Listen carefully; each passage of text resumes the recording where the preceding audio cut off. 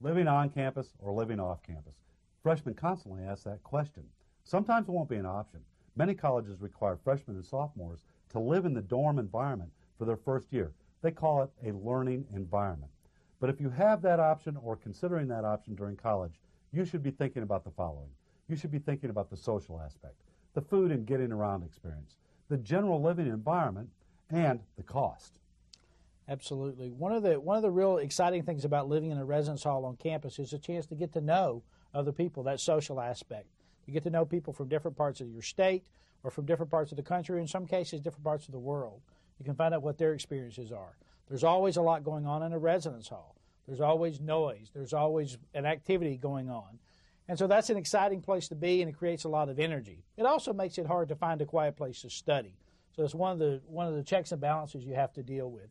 You're also taking a person who may have had his own private room at home with their own bathroom, and now they're sharing a room with another person that's smaller than the room that they had at home. They've got a community bathroom down the hall sometimes.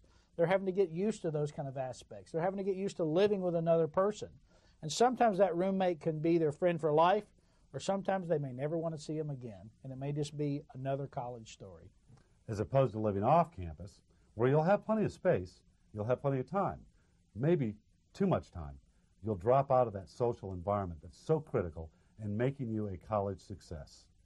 Getting around campus, how does that affected by living on campus or off campus? Well, typically students who live in a residence hall, especially as freshmen, are required to have some kind of meal plan. They've got to purchase, sometimes it's a 7-day-a-week plan, sometimes it may be 5 days a week. So that's an advantage for them because that food is there. They don't have to go out and buy it. They don't have to prepare it. And that's a terrific advantage. The disadvantages, though, are they don't choose what they get to eat. They go to the cafeteria there, and there may be a large variety, but they have to choose from the options available to them. As opposed to living off campus, you can eat when you want, eat what you like. The problem is you got to find time to go out and buy it. You got to find time to prepare it, and that can be a real problem. Now, getting around, that's also an issue if you live off campus.